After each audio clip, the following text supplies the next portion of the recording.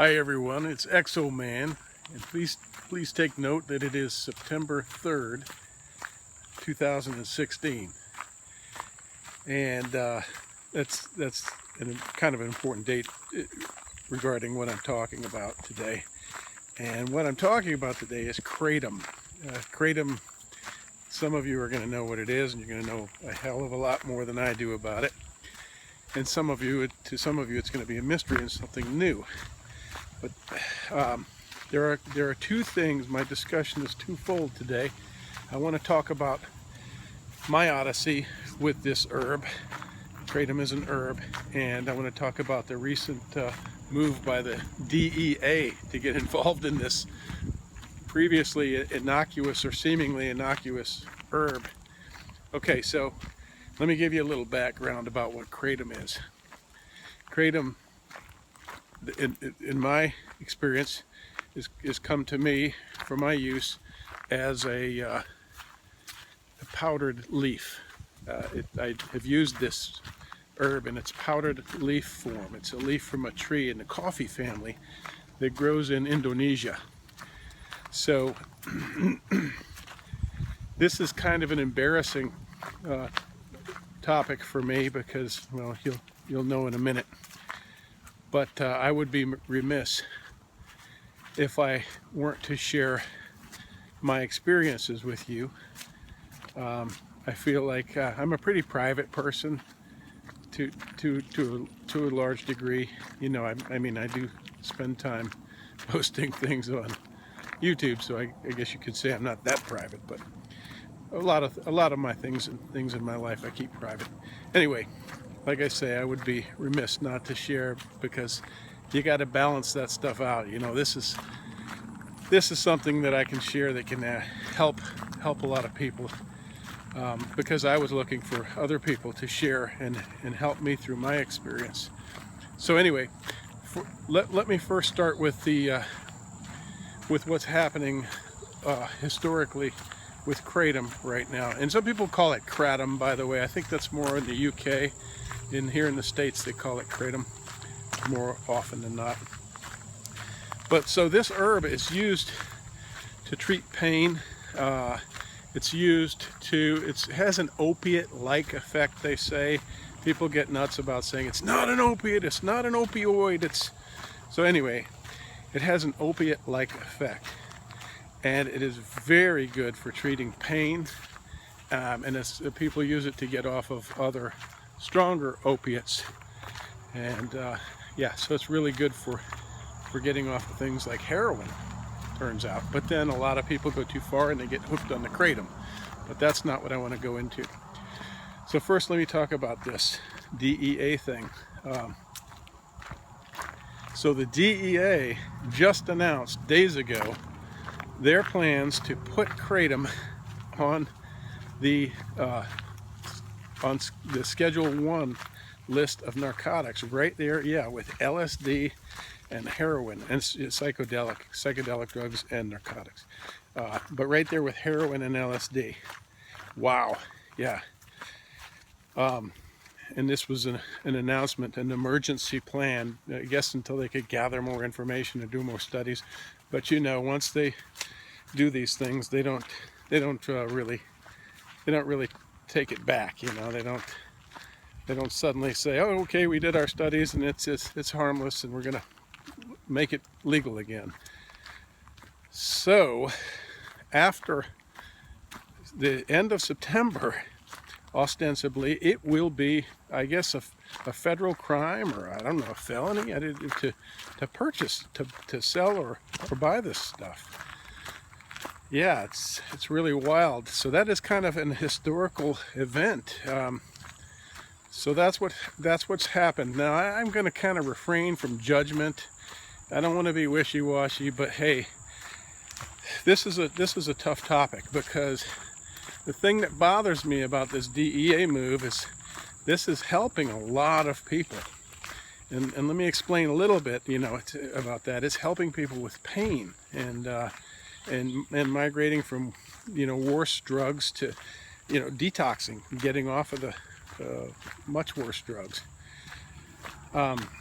So it does a lot of good. So man, this is really kind of sad for a lot of people.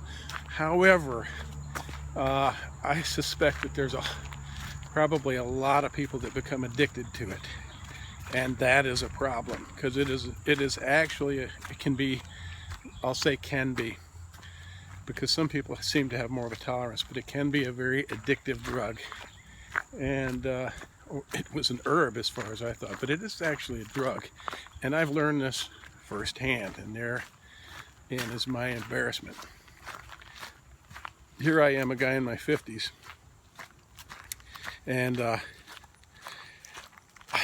you know, I don't like to think of myself as stupid, but I didn't do enough due diligence. My son brought my attention to this product, and he said, you know, it's used to treat pain, and he asked me if I wanted to try it. He had used it for pain, and he said it's harmless and it's non-addictive. And he said it's about as addictive as coffee. And his mother, my wife, researched it and found the same info. Unfortunately, we didn't do enough due diligence, and I'm all about research, and I dropped the ball. I should have backed them both up, and I should have gone in and do what I usually do, which is research that to a great degree, and I would have found some horror stories. So, all right, so let me tell you my tale of woe. I was using it for pain and relaxation, and I was trying not to abuse it. I found it to be amazing. The experience was euphoric. Would just swallow a little of this powder. I just dumped it in my mouth and washed it down with water. There's a little bitter, a little pungent taste to it. Nothing, no big deal. And within an hour, I would start feeling really calm, really warm, and just happy and loving and all those wonderful things. And I thought, is this too good to be true? Well, I should have followed that line of questioning, because, my friends, I became addicted. And let me cut to the chase, because I don't want this to be a terribly long video. And you know, the point of this is to help people who are in the position that I was in, becoming addicted and wondering and having all these questions about, you know, what they're feeling and how long it'll take to detox, and will they ever get through, etc., etc. Okay, so I used it on and off for a good while, probably a year, and I started having some health problems, which sadly I didn't make the connection. I thought these were this is so, it's so deceptive and so strange. I don't know why I didn't make the connection. I thought I was having some health problems that were unrelated, and it's interesting, because I started using the Kratom to help relieve these problems I was having. I started going to doctors, and no one could tell me what was wrong with me. I went to 3 doctors. Started with a pulmonologist because I started having trouble breathing, and then I started having apnea and sleep apnea. Now, I had sleep apnea 5 years ago, years before I ever heard of Kratom. So I thought, oh God, that's come back to haunt me. It's been there in the background, and it has manifested, and now I've got this sleep apnea problem, be it obstructive or mental sleep apnea. So anyway, I started having these breathing problems, and I started having restless leg. Little did I know that I was having these problems because I was detoxing on an ongoing, on again, off again roller coaster ride, because I had, I guess, used too much of the Kratom and got addicted, but then I would just stop using it because I'm just not a druggy personality. That's not what I don't want to use things like that and warp my sense of reality. I just use them every now and then for pain or discomfort, or, like I say, to relax if I'm very uptight. And you know, that happens a lot because I do a lot of different kinds of work, and I can be stressed. So anyway, I got addicted, and it turned out that I just had no clue that I was addicted to a drug. I had thought I was using this harmless little herb to relax, and all the there's so much damned information, so many of these damned disciples of Kratom out there saying it's not harmful and you need to stop saying that and it's not addictive and that's not true. Bullshit. It can be very addictive. You jackasses with that, pardon me, that it just, I'm going to need to edit that out. It just makes me mad. I mean, we all have different experiences. And on all levels, we all have different experiences with using that herb, and we all have different experiences if we do get addicted, detoxing from it. There are a myriad different symptoms of detox, but I'm really upset with the people that are just, that preach the loudest about how everybody else needs to shut up. This is not addictive. It's not opiate. It's not an opioid. Whatever. It is addictive for a lot of people. And very addictive. And I've never been an addict type of person, thankfully. I watch myself with my drinking. I do like to drink, but I'll take days off. I'll take weeks off from that just to give myself the satisfaction of knowing that I'm not an alcoholic per se. But I'm not a druggy type of person. My ne'er-do-well father, as I always call him, got me stoned when I was a little boy. I was 9 years old, and my father got me stoned out of my gourd. He just insisted that I experience marijuana because he was a freaking hippie. And so I did. And he took me to his dealer's house, and I smoked about 7 or 8 joints with my siblings, or maybe 3 or 4 joints. Maybe I exaggerate. But we just kept passing them around. And I got into that lifestyle as a child. And I got myself out of it as an adolescent, maybe a teen, and because I didn't care for it. But anyway, so those are my, and as years went on, I was a street kid, and I got into different things because I was just a curious kid, and I was left to my own devices, and I was traveling on the streets in inner cities, and just got into some bad stuff, and so I ended up trying things like cocaine, and I tried LSD, which I strongly urge people not to try. That'll disconnect parts of your brain that you never can reconnect. So don't mess with that stuff. I'm a preacher as far as that goes. But so not being a druggie and coming at this from an somewhat, I would like to say, innocent perspective as a middle-aged man. I got bamboozled, and it was my own damn fault. So, all right, this is running on. Let me explain what happened as far as the addiction.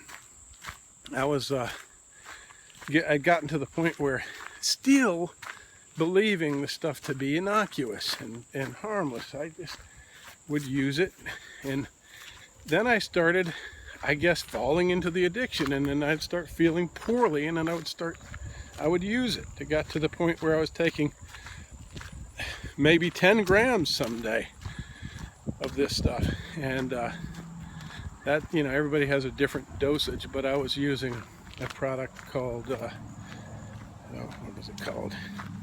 See, my mind is foggy because I'm still detoxing from the Kratom. Come on, bear. Anyway, it'll come to me. But so I got not wanting to be dependent on things like that. I got down to the maybe 5 gram a day level, and I started having to take it at nighttime. I started having to pace myself because nights were the worst. I would have breathing issues, and I would have sleep disorder. I would have restless leg and things like that. Bear, Minnie.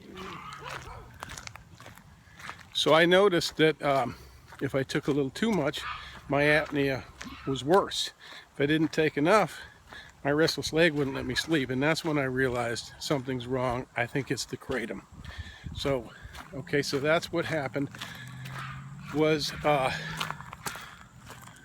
wasn't taking enough of it, and I was detoxing. Basically, I was going into withdrawal like daily for a long time, and until I realized it wasn't this other health problem that I suspected. I had suspected that I had become deficient of iron and B12 because I'd alkalized my gut too much with low pH water, alkaline water, and that was not the case. What was the problem was the kratom, and so I have now been in detoxing for 4 nights. I think last night was my 4th night, and it's pretty terrible. I have restless leg, but I don't have the sleep apnea anymore, because I was having the sleep apnea because the kratom is a central nervous system depressant. And if I would have a couple of vodkas or something like that, along with my kratom, and then go to sleep, I would have serious problems, and I started having to use CPAP.